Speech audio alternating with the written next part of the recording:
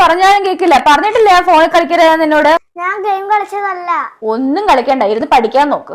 ഇല്ലേ ഞാൻ വാസുവിനെ വിളിക്കും, വാർണിഷ് വാസുവിനെ. അമ്മ എപ്പോഴും പറയാറുണ്ടല്ലോ, ആരാണ് ഈ വാസു?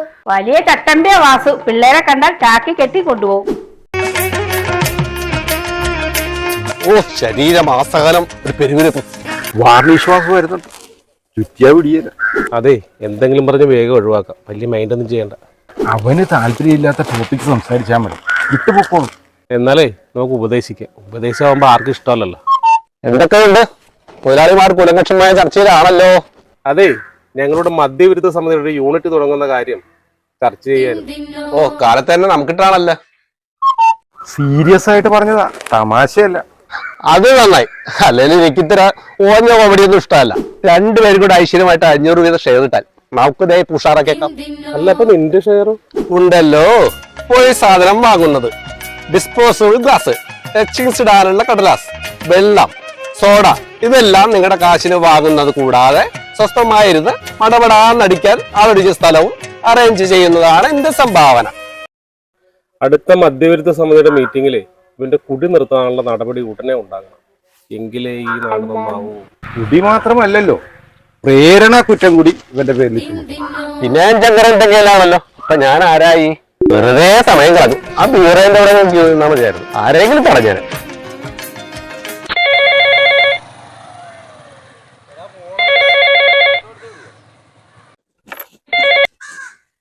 ഹലോ, എടോ കിട്ടിയാ? കിട്ടി. ബാബു എന്തി? അവൻ ഇവിടെ ഉണ്ട്. നീ 1 ലിറ്റർ തണുത്ത വെള്ളം കൂടി വാങ്ങിച്ചു. അവന്റെ ഗ്ലാസിന്റെ റെഡിയാക്കാം.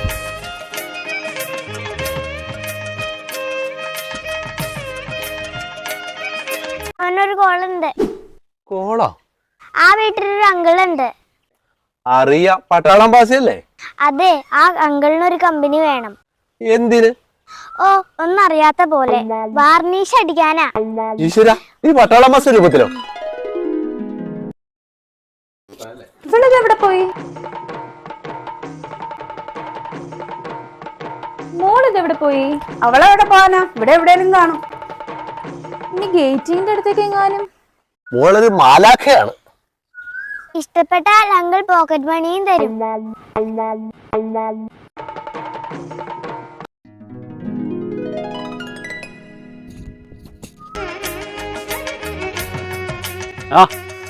കോളടിച്ചു മാറ്റോട്ടല്ലോ. ഒന്ന് പട്ടാളത്തിന് വീട് വരെ ഒരു ചെറിയ കമ്പനി. ഫാസിറ്റേറിന് ആള് ഡീസന്റാ, എന്തും വാരിക്കോരി കൊടുക്കും.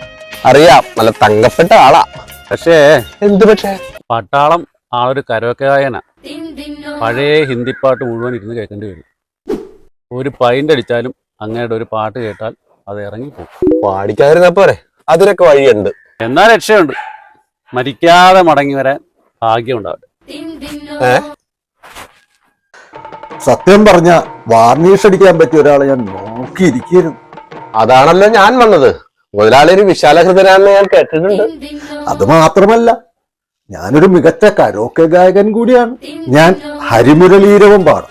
അയ്യോ വേണ്ട, എന്റെ ചെവി പഴുത്ത് ചീഞ്ഞിരിക്കേ. ആണോ? എന്നാ വേണ്ട. എന്റെ പട്ടാള ജീവിതത്തിലെ മറക്കാനാകാത്ത ഏടുകൾ ഞാൻ വളരെ സോഫ്റ്റ് ആയിട്ട് പറയും. ഞാൻ പറഞ്ഞല്ലോ, എന്റെ ചെവി. അതല്ലേ സോഫ്റ്റ് ആയിട്ടെന്ന് പറഞ്ഞത്.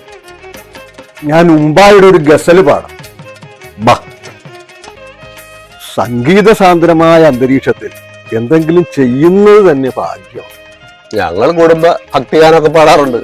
അതുകൊള്ള ഈശ്വര വിചാരം നല്ലതാ. അല്ല, സാധനം ഇതിനകത്ത് വച്ചിരിക്കണം. അതെ, മുഴുവൻ കള്ളന്മാരാ.